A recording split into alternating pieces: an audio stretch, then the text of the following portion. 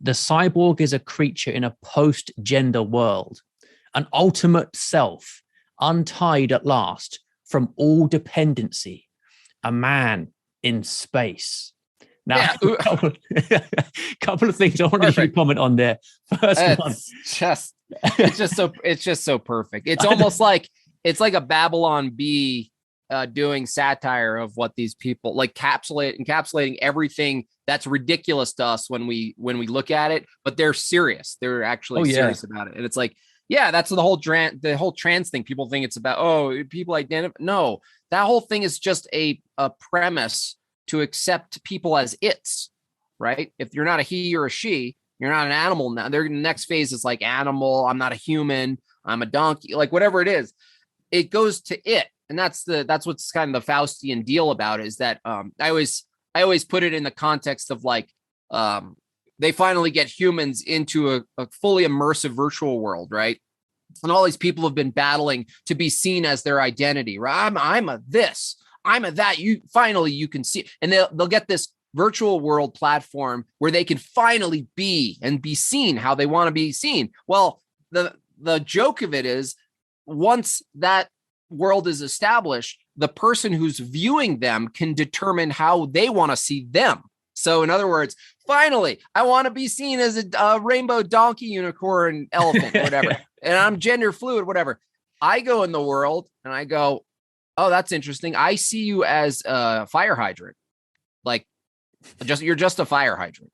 Like, not only that, I don't even hear you. Like, whatever you're saying, I just tune you out. I have the presets. So anyone who thinks they're a unicorn is a fire hydrant. That's my reality. And so that's what's so silly about it, is that it's sold through this lens, through this desire for people to be their own gods ultimately, but let's say at a superficial level, to be seen how they want to be seen. And I'm a this and I'm a that. Well, no, the goal is to be an it. For the people who are selling this future, they want you to see yourself as an it, not as a person, not made in the image of God, but an it, made in the image of man, made in the image of Superman, a Superman, an AI. And again, it's just the Ubermensch again, except it's with fully tech and AI stuff, where you sell people on what's possible. Yet none of these people who are pushing it would want to be the person, right? This is what's going to be funny about it, is that it's always going to require some useful idiots to get their brain chips and stuff. And all of these people who are pushing it are, you're going to be like, oh, Elon, you want to eliminate your self identity and be a hive mind? Well, no, I need to, someone needs to oversee the thing. They're going to say things like that. You don't want to go into full monism, oneness world. You want to still be you, right? Yeah, I think that's reasonable. And it really is all sold to these people. And similarly, they'll, this whole idea of uploading consciousness, they don't even know what consciousness is, by the way. It's like they can't isolate it. It's a category. It's a abstract notion that requires consciousness to even determine what it is. So it's always going to be some begging the question of, circularity. What's consciousness? And you're like, well, so consciousness told us what consciousness is, and how did we know outside of consciousness what consciousness is? This is the problem with simulation theory. The problem with God being all things, identical to all things. Like your glasses are God, basically, from this view. And this whole approach to oneness is so silly, because once you're in what they call oneness, you're gone and you can't determine that you're in oneness. So it's got a philosophical problem. So people will always want to know who they are in the matter of things, right? They always want to know who they are, because we're interested in ourselves in a way. And it's our way, it's our tool to know other people as well, is that we hold the law of identity, that I'm not you. We reject solipsism to get to any truth.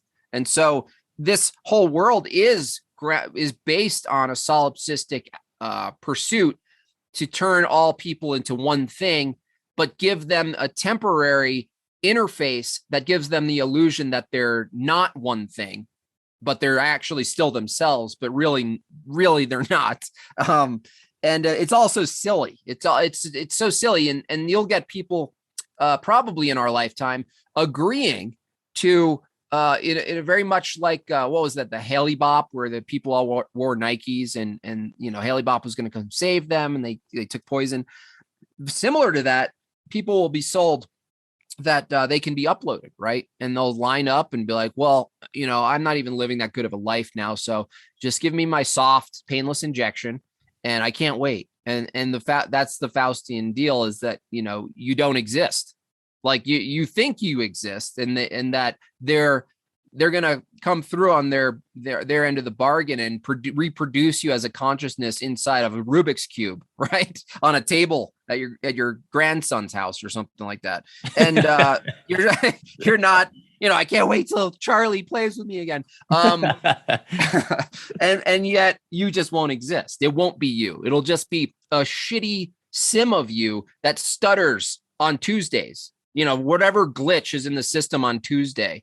Be like, I don't want to talk to Grandpa on Tuesday. You're like, why not? Did you see the glitch? And it's like, yeah, but it's still Grandpa. And you're like, these people really think there's no difference between the spirit of someone, the energies, the transcendental qualities, and just inputs.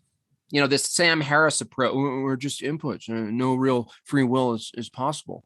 And this is, yet they never take on their own ideology. They don't really behave consistently with that. No one actually believes that.